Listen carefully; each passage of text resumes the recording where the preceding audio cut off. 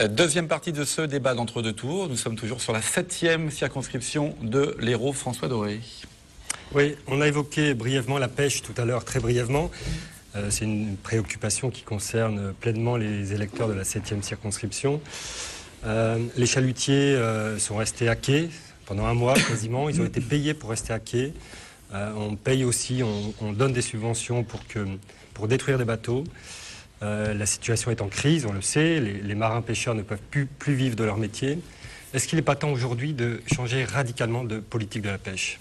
Sébastien Denaja. Oui, sur la pêche, il faut construire maintenant un modèle de pêche durable. Bon, il faut tourner le dos à des pratiques qui sont maintenant obsolètes. Il faut investir massivement dans la recherche. Il faut construire le bateau du futur. Si le ministère de la Pêche a été rattaché à celui de l'écologie, c'est que la première préoccupation des pêcheurs, c'est la question de la pollution. Parce que c'est parce qu'il y a pollution qu'il y a problème de grossissement, notamment de la sardine chez nous. C'est la première question qu'ont évoqué les pêcheurs lorsqu'ils ont rencontré le candidat François Hollande. Ça est le prix du gasoil quand même. Hein. Oui, le prix du gasoil. Parlons-en. Vous savez, sur le gasoil, là où ils ont été enfoncés, et encore récemment, enfoncés les pêcheurs, c'est toi, Agatois notamment, qui viennent de recevoir l'ardoise.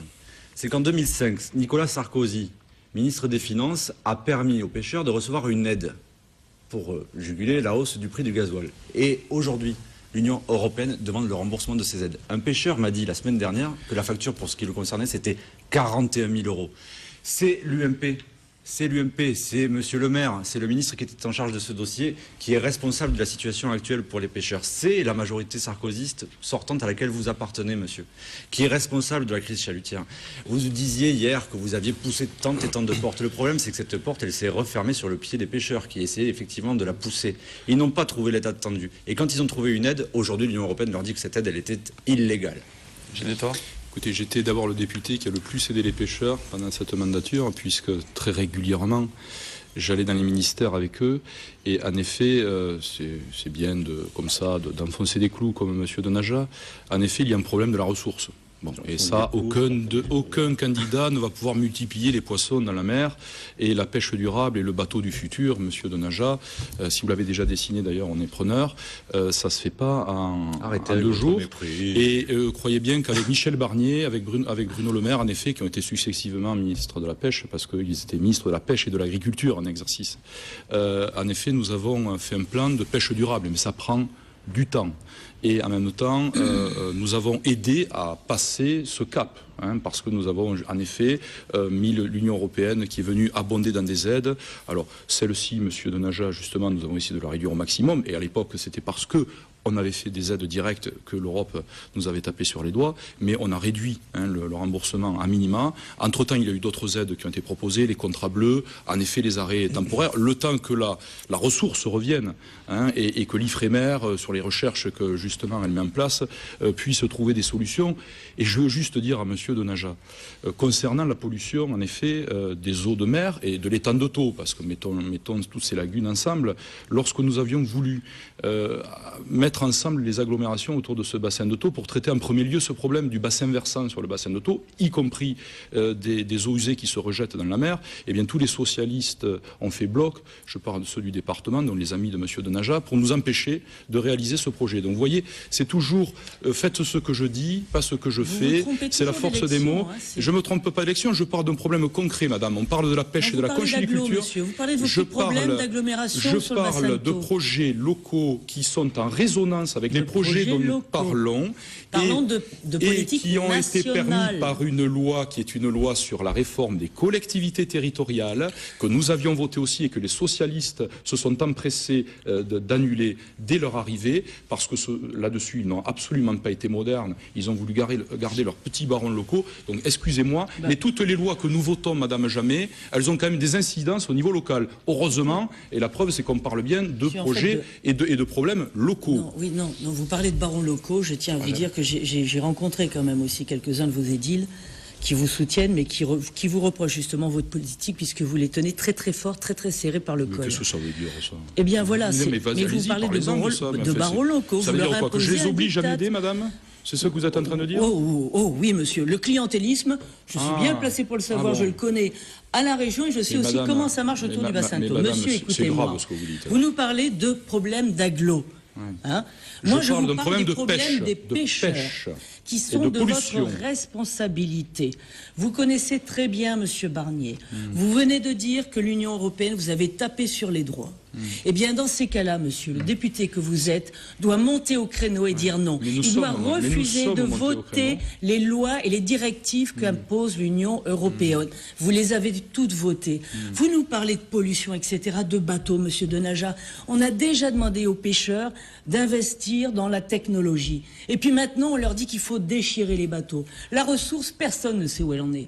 Alors, il y a des carences en matière d'Ifremer, de recherche, etc., mais personne n'est capable de dire si réellement la ressource est en diminution ou pas. Il y a un problème de pollution, il y a un problème de ressources, c'est savoir où elle est. Il n'y a pas un problème de technologie, il y a un problème d'Europe. Et Mme Damanaki qui a décidé de condamner la pêche française. Et vous n'avez rien fait pour la sauver. Monsieur Détor, vous vantiez encore hier de tout ce que vous avez fait. Vous avez frappé aux portes, vous êtes allé avec eux, vous avez fait de la com.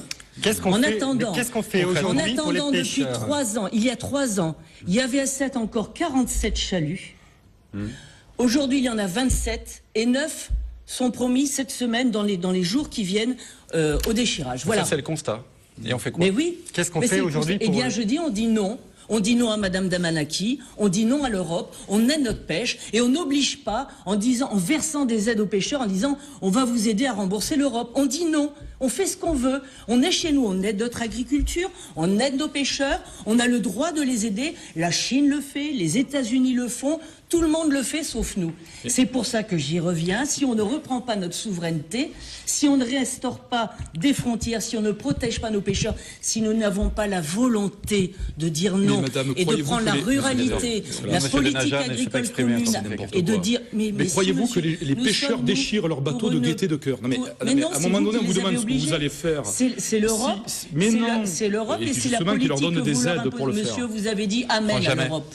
Non, mais Jamais. attendez, justement, l'Europe, dans cette affaire-là, aide les pêcheurs à déchirer Non, leurs bateaux. monsieur, elle les condamne. On vous demande à vous, qu'est-ce que vous allez faire pour remettre Je suis la en pêche train de en vous place? dire, Si on aujourd'hui les récupère pêcheurs... notre souveraineté, on ne qu'est-ce que ça a à vote voir pas avec la pêche systématiquement les C'est un débat à directives trois, on va européennes. faire intervenir monsieur On Denaja. n'adopte Mais pas qu'est-ce la que ça a à voir avec les politique poissons agricole commune, on fait une politique Jamais. agricole française, on soutient la pêche. Et quand, d'ailleurs vous vous vantiez tout à l'heure encore de Je me votre vante bilan, pas, quand vous adoptez la loi NOM, c'est- qui nous oblige, qui oblige EDF Jamais. à donner gratuitement de l'électricité, Jamais. qui a entraîné pour nous, non, excusez-moi, il faut quand même aborder Excusez-moi, ce débat. il faut que tout le monde s'exprime. De 30% Ça, c'est des ma tarifs. responsabilité. C'est l'Europe qui nous impose le principe de la libre concurrence. Eh bien, on est en train de tuer notre pêche et notre agriculture et nos entreprises sur ce sacro-saint principe. On va Alors, on ne revenir peut pas là-dessus. dire que c'est la fatalité ou la ressource. Je suis désolé. Sébastien Ce sont de- les politiques que Madame vous avez Jamais. menées depuis 30 ans. Sébastien Il faut le dire. Denaja a la parole. C'est nous qui avons tué les poissons. Écoutez, il y a un constat qui est globalement juste, et puis il y a un bilan que vous portez. Et la crise chalutière, vous en êtes très largement responsable. Alors, il y a des propositions. Moi, je veux porter les propositions, parce qu'effectivement, ce qui m'intéresse, moi, je suis un homme du présent et de l'avenir, pas du passé. Je ne porte pas le bilan, moi, du sarkozysme. Donc, ce qui m'intéresse, ce sont d'abord les propositions à court terme, parce que la crise, elle est là. Et donc, ces propositions-là, elles ont été faites à Montpellier le 29 mars dernier, et je suis très fier d'avoir permis à l'ensemble de la filière pêche de rencontrer l'actuel président de la République, qui a pris des engagements et qui les tiendra. Des mesures d'exception seront prises concernant justement les aides qui avaient été attribuées avec un peu de légèreté. Il y a beaucoup de légèreté décidément dans l'application d'un certain nombre de textes à l'UMP. Le département a été mis en cause, c'est très injuste, monsieur le maire d'Agde. Intercommunalité. C'est très injuste, monsieur le maire d'Agde, parce que la criée d'Agde, les pêcheurs d'Agde, et j'y suis allé très Je n'ai pas mis souvent, en cause sur la criée d'Agde. au gros d'Agde, 9 millions d'euros. 9 millions d'euros. Et vous savez ce qu'ils m'ont dit, les pêcheurs d'ailleurs? Ils attendent encore que la mairie d'Agde, par contre, s'occupe des équipements extérieurs. Alors, vraiment, balayez devant votre porte. Ne vous inquiétez pas. Oui. Ça se passe très bien. Et pour les propositions d'avenir, il faut miser sur les circuits courts. Il faut miser aussi sur une réforme du Code des marchés publics pour permettre, par exemple, que les collectivités territoriales, pour les Ah, c'est cantines dans mon programme, scolaires... ça, c'est bien.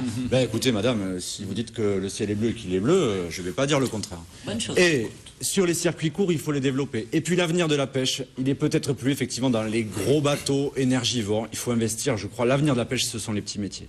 ce sont les petits métiers. Et c'est eux aussi qu'il va falloir aider. Parce que la pêche méditerranéenne, peut-être que si elle veut effectivement affronter l'avenir, c'est avec un autre modèle en tête, celui du 21e siècle. On va parler du... Oui, juste une réaction, parce qu'il faut quand même que les masques tombent dans cette affaire-là. Je rappelle à nos auditeurs que l'accord qui a été scellé entre les Verts et le Parti Socialiste avant l'élection de M. Hollande, vous savez, on s'échange des circonscriptions contre quelques mesures qui font plaisir aux Verts. Nous, on les redécoupe pas. On aime bien prendre leur voix, mais on n'aime pas prendre leurs arguments. Pas. Je rappelle que la pêche est donc rattachée au ministère de l'écologie et que les écologistes, les amis de M. Denaja, considèrent que les pêcheurs sont des prédateurs de la mer. Alors venir tenir ce genre de discours, mais si, monsieur, je vous sortirai le texte. L'invective, le mensonge, et donc en effet, la criée d'Agde marche très bien. Que les pêcheurs sont des prédateurs. En effet, nous avons aidé les pêcheurs pendant 5 ans, autant que faire se peut, pour traverser la crise qui est due à la raréfaction de la ressource, et je ne pense pas qu'aucun candidat ait une pression là-dessus. Nous leur avons permis de mieux traverser la crise. Et aujourd'hui, d'ailleurs, je rappelle, il y a eu en effet limitation. Je vais prendre un exemple, parce que je connais parfaitement bien le sujet. J'y ai travaillé pendant 5 ans dessus. Les thons. Voilà. La réserve de thon, pendant 5 ans, si vous voulez, on a limité la pêche au thon. Là, on a vu que d'ailleurs les thoniers sétois qui sont partis dans cette campagne ont fait une campagne extraordinaire. Donc cette gestion durable, en 14 jours, alors que d'habitude ils mettaient un mois. Et bien voilà.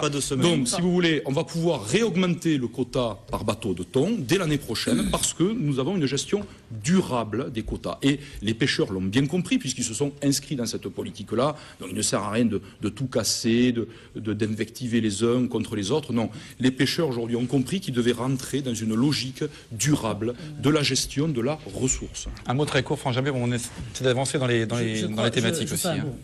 Je préfère vous laisser vos illusions, mais je crois que les pêcheurs ont compris. Marine est venue les voir, elle est venue en personne.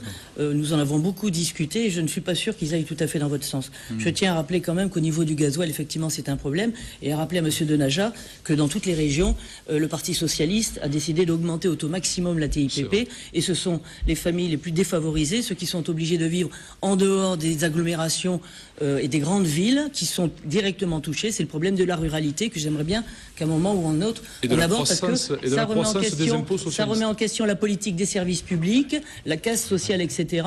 Et ça aussi, c'est remis en question par l'Europe. Il faudra prendre des engagements fermes. En tout cas, nous les avons. Sébastien Denaja, on va vous laisser répondre là-dessus. La hausse de la TIPP, souvent au niveau local, elle est due parce que votre gouvernement a asphyxié les collectivités territoriales. Il va falloir que M. Denaja se mette, quand même se dise qu'il y a François Hollande qui vient d'être élu, que les premières mesures de changement qu'il a prises, on propose la légalisation du cannabis. On propose... Monsieur le député, vous m'autorisez à parler? Est-ce que vous m'autorisez à parler? Je vous en remercie. Je salue votre flegme. Oui, je vous en remercie. La TIPP, effectivement, nous avons été contraints souvent dans les régions d'augmenter le taux parce qu'effectivement, vous aviez réduit les marges de manœuvre financières des collectivités territoriales que vous aviez accablé de transferts de charges et sans les compenser financièrement. Mais la TIPP, madame, nous allons instaurer une TIPP flottante. Et quand le prix du baril montera, nous baisserons le taux d'impôt qui est pris par l'État, parce qu'effectivement, il n'est pas bon, comme ça a été le cas pendant 5 ans, que l'État, là aussi, se gave sur le dos du contribuable. Et d'ailleurs, vous aurez noté, et je suis sûr que les contribuables l'auront noté, parce que moi, je fais le plein de ma voiture. Oui. Je ne fais pas campagne avec une voiture de fonction. Et dans ma Clio diesel, ce que je peux vous dire, c'est que avant François Hollande, c'était 70 € le plein, et maintenant, c'est à peu près 65. À part ça, vous n'êtes pas dans le caniveau, hein, monsieur Denaja. Non, je suis dans le réservoir de ma Clio diesel. Vous êtes sous le caniveau. Je suis dans le réservoir. Vous êtes passé carrément dans le réservoir de ma Clio diesel. Nous exigerons 20% tout de suite de diminution du prix de l'essence. Parce que tout ce qui est énergétique, tout ce dont les Français ne peuvent pas se passer, doit éminemment être mis sous la souveraineté de l'État et régulé. Parce que ce sont les plus faibles qui payent toujours. Ce qui est quand même impressionnant, c'est que quand même les socialistes augmentent des impôts dans leur région, c'était la faute à Nicolas Sarkozy. Vous voyez, la manière d'assumer leurs responsabilités. Sauf qu'aujourd'hui, je rappelle que les socialistes ont la présidence de la République, le Sénat, les régions, les départements, donc ils ne pourront plus dire que c'est la faute à Sarkozy. Et enfin, ils vont assumer leurs mesures toujours qui vont dans le sens de la croissance des impôts. Et ça, les Français le savent bien. Et c'est pour ça qu'il ne faut surtout pas que M. Denaja soit élu dans cette cette Mais circonscription. monsieur, à Agde, les Agatois sont accablés d'une monsieur, dette ça par fait- habitant de 2689 J'aimerais qu'on euros. avance et qu'on parle d'une thématique Donc supplémentaire l'impôt, à Vos proposer. conseillers vous ont mal renseigné parce qu'il faut Non. diviser la masse d'impôt il faut par le monter à nombre de 40 000, résidences. je sais Voilà. bien, monsieur. Je ne suis pas sûr que ça- fait quand même de vous l'une des villes les plus Mais pas endettées du tout. de Ouais, mais là, on France. est dans les Agatois, combats des je le sais bien, législatives. La On preuve, va- c'est qu'ils m'ont porté en tête dans ce Et qui premier tour. vous ont donné 10 points de moins qu'en 2007. Oh, Il nous 10 reste, points de messieurs, il nous reste 9 minutes de débat, dont 3 de conclusion, une points minute de moins. chacun. On va 8 points de plus explorer que le une thématique avec François moi, Doré. neuf. François. Ouais, de parlons un quatre. peu d'aménagement du territoire. Et peut-être en préambule, on a beaucoup parlé de fusion des agglos il y a quelque temps. Il y avait un projet qui était proposé par le préfet et défendu par vous, Gilles Détort, C'était moi avec qui l'avais François proposé, Comène. C'était la fusion de l'agglo de Sète, présidée par le socialiste Pierre Bouldoir, et de l'agglo Hérault-Méditerranée que vous présidez, avec la CCNBT au nord, Metz, et les communes limitrophes. Le projet a finalement été abandonné, notamment grâce à l'action de Pierre Bouldoir. Et Pierre Bouldoir qui, bizarrement, quelques jours avant les élections, a fait signer le pacte de Thau aux 3 députés engagés autour du bassin de Thau, la 4e, la 7e, la 8e. On a parfois du mal à vous suivre là-dessus, non? Sébastien Denaja. Écoutez, celui qu'on a du mal à suivre sur ce sujet-là, c'est le candidat sarkozyste sortant. C'est une tartufferie. Parce de plus. que, C'est oh, une écoutez, tartufferie, là, ça commence On à vous faire pose une beaucoup. question et vous dites Mais le candidat Sarkozy. moi, c'est vrai que sortant. j'ai beaucoup fréquenté Ouais, Pézenas et je peux vous Oui. parler un peu de Alors Molière. allez-y. effectivement. Bon. Répondez à la question de Alors, M. Doré. tartufferie, vous le gardez Votre pour ami. vous, d'accord? Parce Allez-y. que les tartuffes, Ouais. je crois que les citoyens les ont démasqués. Allez-y. Rassurez-vous. Ouais. Sur ce sujet-là, Calmez-vous. vos contradictions, mais je suis très calme. Alors monsieur. allez-y. Répondez Avançons, calmement. avançons. Vous m'autorisez à Avançons, parler, monsieur le Allez-y. député? Avançons. Bien, merci, monsieur le député. Alors, sur l'intercommunalité, monsieur qui est en face de moi, vous souhaitiez effectivement une grande agglo. Mais quand il s'est agi avec votre ami monsieur Marlex de découper les circonscriptions, vous avez été consulté. Vous répondez pas à la Vous question. avez fait 3 circonscriptions autour du bassin de Thau. Voilà la contradiction. Vous avez charcuté la carte Voilà électorale comment autour on du bassin de échappe Thau à la et vous question. vouliez l'unité du bassin On de attend la Thau. fin de la- Voilà la contradiction. Elle est dans votre Vous camp, la échappez à la contradiction. question, Sur l'intercommunalité, sur la réforme intercommunale, moi je le dis. C'est une question à laquelle je m'intéresse beaucoup professionnellement. Je suis pour que ce soit nos concitoyens qui tranchent ces questions. Et pas que ce soit entre grands élus, entre barons locaux, qui décident des alliances de ce qu'est la carte intercommunale. Parce que c'est au peuple de se prononcer, c'est aux citoyens. Vous voyez, vous disiez tout à l'heure mon amitié pour Ségolène Royal. Ce qu'elle m'a appris, c'est le sens de la démocratie participative. Il n'a pas que des L'écoute- amis en ce moment. hein. L'écoute des citoyens. On L'écoute des avance. citoyens. Il ne faut pas bâtir des projets comme ceux-là contre les citoyens. Il faut le faire avec eux. Parce qu'il faut Sébastien Denaja. unir, il faut rassembler. Gilles Détort. Juste quand même, parce qu'il a tout à fait pas répondu à la question de M. Doré, ce pacte est encore un coup médiatique de plus et justement il va à l'encontre du projet que nous, Bah, nous, on est unis. que nous avions juste proposé avec les maires qui représentaient 80% de la population. Que je sache, les maires sont légitimes dans ce territoire et ils ont le droit de s'exprimer sur des projets pour se réunir. D'ailleurs, c'est ce que la loi leur demande de faire. Et donc en effet, à l'époque, nous voulions cette réunion et l'ensemble des conchyliculteurs, je le rappelle, étaient pour ce projet également. Donc aujourd'hui, on voit bien que ces coups d'annonce médiatique, sur lesquels d'ailleurs M. Denaja s'est absolument pas prononcé, vont à l'encontre totalement des problèmes posés dans ce territoire, qui sont les risques de pollution dans l'étang de Thau, et derrière la destruction de la conchyliculture, qui est quand même un des atouts majeurs de ce territoire et qui permet à la fois de faire briller une profession, mais aussi un tourisme derrière, parce que nous avons associé tous ces métiers de la terre et du terroir à la progression et au développement touristique, à travers toutes les actions que nous menons entre maires et toutes celles que j'ai portées pendant 5 ans en ma qualité de député, et en même temps la vraie protection de l'environnement, la vraie écologie, pas celle qui est faite à Paris et où la première décision de Madame Duflot consiste à légaliser le cannabis, celle, nous, qui concerne justement la protection de notre environnement et la préservation de la lagune de Thau. France Jamais. Oui, moi je dirais simplement une chose. Je pense que notre électorat s'est abstenu au premier tour et que j'ai un électorat qui va se mobiliser au deuxième tour. Je pense que beaucoup d'électeurs déçus par la politique et le bilan de M. Détort vont se reporter sur moi. Je pense que beaucoup d'électeurs de M. Détort qui savent qu'il n'est pas éligible vont se reporter sur moi. Ce qui fait que je peux, avec beaucoup de sérénité, vous affirmer que j'ai de bonnes chances d'être élu. Et je le dis très solennellement, si j'ai été élu, quand je serai élu, je ne vois absolument, je serai tout à fait prête à participer à ce pacte du bassin de Thau, parce que c'est là justement où il faut que vous arriviez à mettre dans la tête qu'il faut sortir des clivages politiques et territoriaux. C'est justement là que le député doit avoir une vision générale et nationale. Et l'aménagement du territoire doit s'inscrire de la même façon. La problématique de la lagune, du littoral, de la mer, etc. sont des problématiques essentielles, mais il faut qu'il y ait une vision nationale. Parce que ça n'est pas tout, effectivement, de voir le bassin de Thau. Il faut voir ce qui se passe en amont. Il faut voir ce qui se passe ensuite en aval. Voilà. C'est pour ça que vous êtes le nez dans votre commune d'ailleurs que vous ne gérez pas si bien que ça, puisque d'après on parlait tout à l'heure, il faudra aussi en parler quand même, il y a le problème de la sécurité. Vous êtes celui qui a voté donc les pas 11, 10, 13, mais pratiquement 15 000 postes de gendarmes et de police. Vous êtes quand même vous êtes redevable du bilan, Monsieur Sarkozy, c'est-à-dire avec une insécurité qui a explosé de 45%. Je peux juste répondre. Je tiens à vous rappeler que la semaine dernière, oui. Non, mais je vais juste répondre juste d'une phrase. Non, c'est l'avantage et c'est l'inconvénient. La semaine dernière encore, il y a eu... Mais je vais laisser répondre. Vous avez eu il y a eu des échauffourées, il y a eu quand même, je crois, oui, il y a eu des bagarres à la Pointe Courte, à 7. Ah, mais ça, c'est pareil. On parle de législatives. Là où d'ailleurs votre suppléant parlait de petites racailles. On a parlé d'Aville d'Agde, sur l'île de loisirs, où il y a eu, je crois, 400 personnes qui se sont affrontées avec 50 autres qui descendaient de la Devèze. Je pense quand même que pour le super flic qui était Monsieur Sarkozy et que vous représentez aussi, vous devriez quand même être redevable de ce bilan. Et en tout cas, mais non, mais voilà, il faut parler. Il nous reste 3 minutes d'émission. Nous sommes contre la tolérance. Je peux juste répondre à ça, sur vos conclusions. Je suis ancien officier de police et lorsque j'ai été élu en 2001, maire d'Agde, il y avait d'énormes problèmes d'insécurité, puisqu'en 1995, il y avait eu des émeutes sur l'île des loisirs, et c'était Régis Passarieux, ancien maire socialiste, qui avait été lourdement sanctionné. Et depuis, je vais juste dire une phrase, le procureur de la République est venu annoncer il y a 4 ans à une cérémonie d'accueil des renforts saisonniers, désormais le Cap d'Agde est la station balnéaire la mieux sécurisée de France. On arrive à la conclusion. C'est un procureur qui l'a dit. Ce qu'a dit le préfet Ballin avant de partir. On arrive à la conclusion de ce débat. C'est Sébastien Denaja qui va commencer à conclure. Vous avez 1 minute chacun. Sébastien Denaja, la parole. Écoutez, les choses sont simples. Le 6 mai dernier, les Français ont choisi la voie du changement en donnant à la France un nouveau président de la République. Il faut maintenant lui donner une majorité pour qu'il ait les moyens d'agir, pour qu'au Parlement se votent les lois du changement, les lois qu'attendent les Français.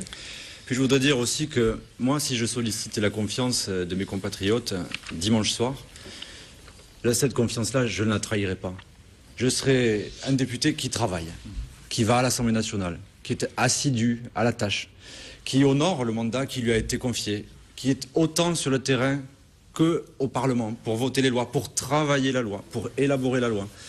Voilà, tout simplement. C'est le travail d'un député qui ne cumule pas les mandats, parce que nos concitoyens, ils veulent en finir avec les barons locaux, avec les ultra-cumulards. Et ils veulent une République exemplaire. C'est cela l'enjeu aussi de l'élection de dimanche soir. France Jamais. Eh bien, je dirais que 58% des Français souhaiteraient qu'il y ait des élus du Front National et du Rassemblement Bleu Marine à l'Assemblée. Le charcutage de l'UMP et le mode de scrutin inique qu'on nous impose ne vise simplement qu'à écorter un maximum de Français qui se sont exprimés au premier tour et qui n'ont pas passé la barre du premier tour, et puis ceux qui voudraient aussi encore s'exprimer et qu'on empêche par tous les moyens. Je pense que je suis vraiment une alternative face à la politique UMPS. Je pense que nous sommes totalement différents. D'abord parce que nous avons des idées, nous avons eu un projet que nous avons défendu. Vous n'en avez pas, M. Hérault n'en a donné aucune, vous n'avez pas de programme. M. Fillon a dit on verra après les législatives, M. Hérault a dit on verra à la rentrée. Moi j'ai un projet, il faut des frontières, je l'ai dit, pour défendre notre économie, nos entreprises. Il nous faut des frontières pour protéger notre situation sociale, pour éviter la casse des services publics, la casse de notre protection sociale. Il nous faut des frontières pour nous protéger de cette immigration que vous avez fait exploser. 1 million d'immigrés en plus en 5 ans. Pour pouvoir aussi... Non, mais voilà, il faut que nous avons un projet, il faut que vous ayez des élus. Moi, je m'engage, je sais ce que vous vivez, je sais ce que vous ressentez, je sais ce que vous voulez préserver. Moi, je suis prête à le défendre envers et contre tous. Gilles Détord. Écoutez, moi, le changement qui commence par le laxisme que j'évoquais tout à l'heure, bien entendu, je n'en veux pas. L'exemplarité de la République qui commence par une affaire entre Mme Trier-Weiler et la copine de M. Denaja, Mme Royal, je n'en veux pas non plus.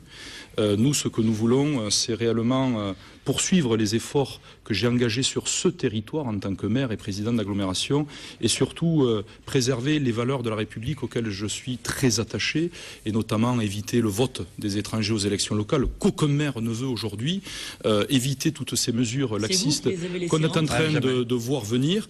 Et je dis à tous les électeurs de cette 7e circonscription qu'aujourd'hui, le seul qui peut tenir la barre dans ce territoire, c'est moi, parce que Mme Jamet a fait 22% des voix, elle est à 10% derrière moi, et donc j'appelle tous les électeurs de droite et tous ceux qui me font confiance, et ils sont nombreux dans ce territoire, de venir massivement aux urnes dimanche prochain. Merci à vous trois d'avoir participé à ce débat. Merci à Midi Libre et à François Doré de m'avoir accompagné. Merci aussi à toutes les équipes de TV Sud. On se retrouve dimanche à partir de 20h15. Tous les résultats dans l'Hérault et le Gard.